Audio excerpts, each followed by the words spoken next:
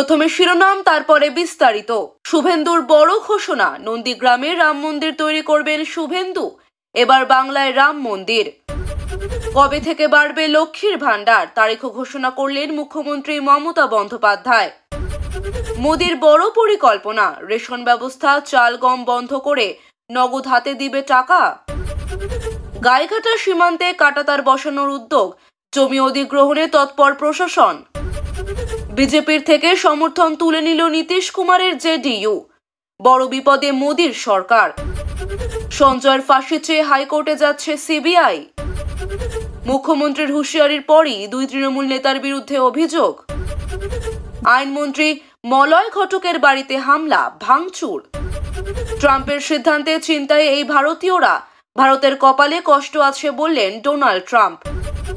IIT বাবার ভবিষ্যৎবাণীতে মোদি কপালে ভাঁজ, প্রধানমন্ত্রী হবেন যোগী আদিত্যনাথ। সবার আগে সারাদিনের শীর্ষে থাকা নির্ভরযোগ্য খবর পেতে এখনই ভিডিওটিতে একটি লাইক করে চ্যানেলটি সাবস্ক্রাইব করে দিন। নমস্কার, এতক্ষণ দেখছিলেন শিরোনাম, এবার বিস্তারিত। শুভেন্দুর বড় ঘোষণা, নন্দীগ্রামে রাম মন্দির তৈরি করবেন শুভেন্দু। এবার বাংলায় রাম মন্দির। নন্দীগ্রামে রাম মন্দির তৈরির ঘোষণা দিলেন স্থানীয় বিধায়ক শুভেন্দু অধিকারী। অযোধ্যায় রাম মন্দির প্রতিষ্ঠার বর্ষপূর্তি উপলক্ষে নন্দীগ্রামে শোভাযাত্রার আয়োজন করে তিনি জানান, সোনাচূড়ায় নিজের 2.5 বিঘা জমিতে রাম মন্দির নির্মাণ করবেন। 6 এপ্রিল রামনবমীতে ভিত পুজোর মাধ্যমে কাজ শুরু হবে এবং 1 বছরের মধ্যে শেষ হবে। পাশাপাশি আয়ুর্বেদিক চিকিৎসা কেন্দ্র ও সনাতনীদের জন্য গেস্ট হাউসও হবে। বিরোধী দলনেতা দাবি করেন, রামের জন্মস্থান উদ্ধারে 3.85 লক্ষ হিন্দু আত্মবলিদান দিয়েছেন এবং মোদীর নেতৃত্বে 500 বছরের লড়াইয়ের অবসান হয়েছে। হিন্দু ঐক্যের বার্তা দিয়ে তিনি বলেন, জেহাদিরা হিন্দুদের ক্ষমতা দেখুক। শোভাযাত্রায় 1200 বাইক ও 1000 টোটো অংশগ্রহণ করেছে। কবে থেকে বাড়বে লক্ষ্মীর ভান্ডার, তারিখ ঘোষণা করলেন মুখ্যমন্ত্রী মমতা বন্দ্যোপাধ্যায়। মুখ্যমন্ত্রী মমতা বন্দ্যোপাধ্যায় লক্ষ্মীর ভান্ডার প্রকল্পে বড় ঘোষণা করেছেন। এখন থেকে 60 বছর বয়স পেরোলেও প্রকল্পের অর্থ সাহায্য বন্ধ হবে না। মৃত্যুর আগ পর্যন্ত মহিলারা প্রতি মাসে এই আর্থিক সাহায্য পাবেন। প্রকল্পে সাধারণ মহিলাদের 1000 টাকা ও তফসিলি জাতি উপজাতির মহিলাদের 1200 টাকা দেওয়া হয়। ইতিমধ্যে 2 কোটিরও বেশি মহিলা প্রকল্পে নথিভুক্ত হয়েছেন। যারা এখনো নাম তুলতে পারেননি বা যাদের আবেদন বাতিল হয়েছে, তাদের জন্য 24শে জানুয়ারি থেকে 1 ফেব্রুয়ারি পর্যন্ত দুয়ারে সরকার ক্যাম্প চালু হবে। এই উদ্যোগ মহিলাদের মধ্যে ব্যাপক সাড়া ফেলেছে। প্রকল্পটি 60 বছরের সীমা তুলে দেওয়ায় মহিলারা বার্ধক্য ভাতার জন্য আলাদা আবেদন করার ঝামেলা থেকে মুক্তি পাবেন। মোদির বড় পরিকল্পনা, রেশন ব্যবস্থা, চাল গম বন্ধ করে নগদ হাতে দেবে টাকা। রেশন ব্যবস্থার ভবিষ্যৎ নিয়ে তৈরি হয়েছে নতুন জল্পনা। নীতি আয়োগের সাম্প্রতিক বৈঠকে সরাসরি নগদ হস্তান্তরের মাধ্যমে রেশন ব্যবস্থার বদল আনার প্রস্তাব নিয়ে আলোচনা হয়েছে। বৈঠকে উপস্থিত ছিলেন all India fair price shop dealers ফেডারেশনের সাধারণ সম্পাদক বিশ্বম্ভর বসু, নীতি আয়োগের প্রোগ্রাম ডিরেক্টর ডক্টর যোগেশ সুরি এবং 6 সদস্যের একটি টিম। বৈঠকে রেশন ডিলারদের কমিশন বৃদ্ধির দাবির পাশাপাশি সুরি প্রশ্ন তোলেন, রেশন সামগ্রী সরবরাহের পরিবর্তে নগদ অর্থ দেওয়া হলে সাধারণ মানুষ তা কিভাবে গ্রহণ করবে। এর উত্তরে বিশ্বম্ভর জানান, খোলা বাজার থেকে সামগ্রী কিনতে গেলে দাম নিয়ন্ত্রণের বিষয়টি কিভাবে কাজ করবে। তবে নীতি আয়োগের পক্ষ থেকে এই প্রশ্নের সুনির্দিষ্ট উত্তর দেওয়া হয়নি। এর আগে কেন্দ্রীয় স্বরাষ্ট্রমন্ত্রী অমিত শাহের সঙ্গে রেশন ডিলারদের কমিশন বৃদ্ধির দাবি নিয়ে বৈঠক করেন বিশ্বম্ভর বসু এবং সাংসদ সৌগত রায়ের নেতৃত্বে একটি প্রতিনিধি দল। কেন্দ্র সরকারের পছন্দের নীতি হয়ে উঠছে সরাসরি নগদ হস্তান্তর। কৃষক নিধি স্কিমের মতো প্রকল্পে এটি ইতিমধ্যে কার্যকর হয়েছে। অর্থমন্ত্রী নির্মলা সীতারামনের মতে, নগদ হস্তান্তর ভুয়া উপভোক্তার সমস্যা এড়াতে ও সরকারের খরচ কমাতে সহায়ক। তবে বিরোধীরা একে ভোটারদের প্রভাবিত করার কৌশল বলে সমালোচনা করেছেন। রেশন ব্যবস্থার ভবিষ্যৎ নিয়ে এখনো কোনো সিদ্ধান্ত হয়নি, তবে এই প্রস্তাব দেশের খাদ্য সরবরাহ ব্যবস্থায় বড় পরিবর্তন আনতে পারে। গাইঘাটা সীমান্তে কাঁটাতার বসানোর উদ্যোগ, জমি অধিগ্রহণে তৎপর প্রশাসন। উত্তর 24 পরগনার গাইঘাটা ব্লকের সীমান্তবর্তী এলাকাগুলিতে কাঁটাতার বসানোর কাজ শুরু করতে তৎপর বিএসএফ ও ব্লক প্রশাসন। মঙ্গলবার গাইঘাটা ব্লক অফিসে এই বিষয় নিয়ে গুরুত্বপূর্ণ বৈঠক অনুষ্ঠিত হয়। বৈঠকে উপস্থিত ছিলেন বিএসএফ এর 5 ও 143 নম্বর ব্যাটালিয়নের আধিকারিক। গাইঘাটার বিডিও নীলাদ্রি সরকার, পঞ্চায়েত সমিতির সভাপতি ইলা বাগচি এবং ভূমি রাজস্ব দফতরের কর্মকর্তারা। গাইঘাটার বিডিও নীলাদ্রি সরকার জানান, রামনগর ও ঝাউডাঙ্গা গ্রাম পঞ্চায়েতের মধ্যে সীমান্ত এলাকায় কাঁটাতার দেওয়ার জন্য প্রাথমিকভাবে প্রায় 100 একর জমি অধিগ্রহণ করা হবে।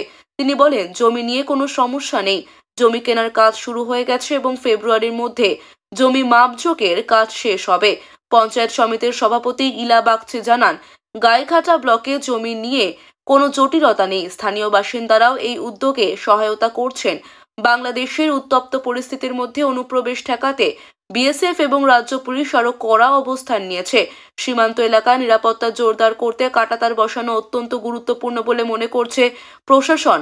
তবে বিএসএফ এর পক্ষ থেকে এখনো কোনো মন্তব্য পাওয়া যায়নি। বিজেপির থেকে সমর্থন তুলে নিল নীতিশ কুমারের জেডিইউ। বড় বিপদে মোদীর সরকার।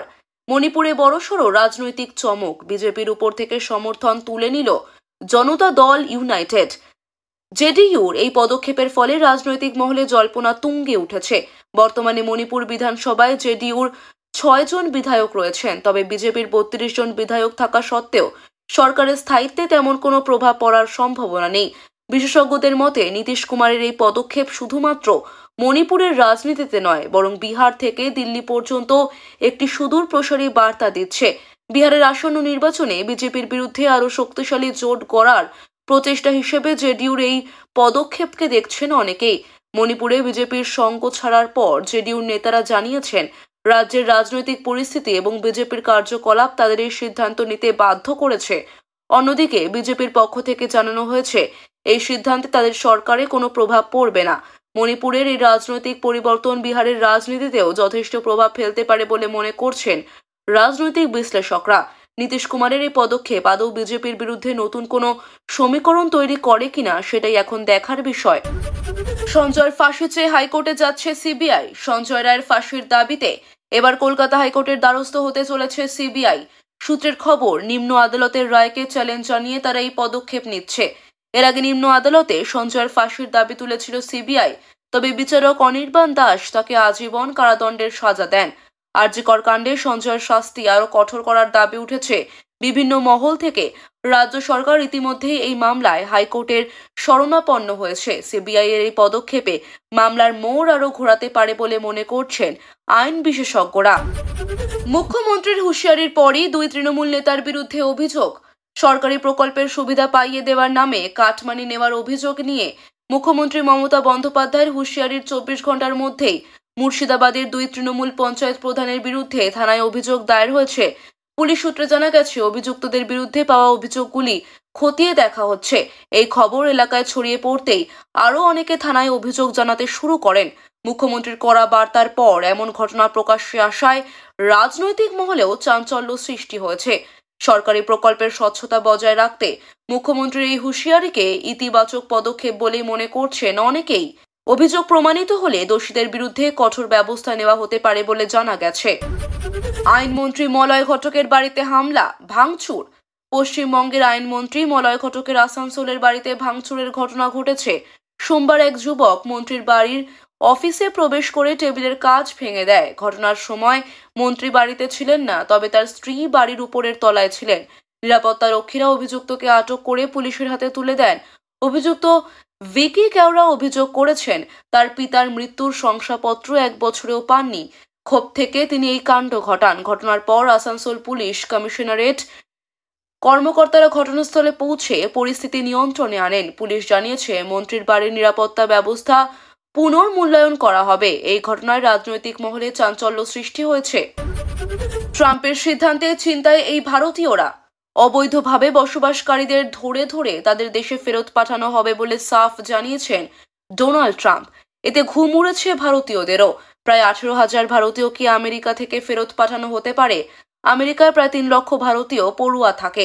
জানা গিয়েছে, ভারত ও আমেরিকা সরকার ইতিমধ্যেই 18,000 ভারতীয়কে চিহ্নিত করেছে, যাদের কাছে বৈধ নথি নেই। তারা অবৈধভাবেই আমেরিকায় বসবাস করছেন।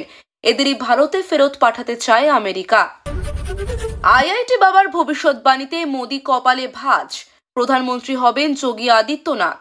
মহাকুম্ভ মেলায় বিখ্যাত আইআইটিয়ান সাধু অভয় সিং নরেন্দ্র মোদী ও যোগী আদিত্যনাথ সম্পর্কে চাঞ্চল্যকর ভবিষ্যৎবাণী করেছেন।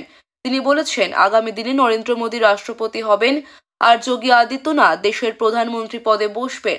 তার দাবি অনুযায়ী এই পরিবর্তন ভারতের রাজনীতিতে এক নতুন অধ্যায় সৃষ্টি করবে।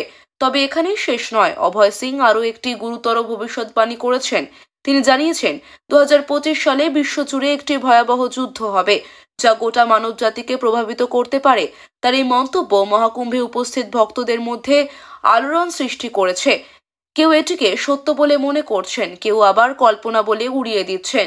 এর আগেও অভয় সিং বেশ কিছু ভবিষ্যৎবাণী করে আলোচনায় এসেছেন, যার মধ্যে কিছু মিলেও গিয়েছে বলে তার ভক্তদের দাবি।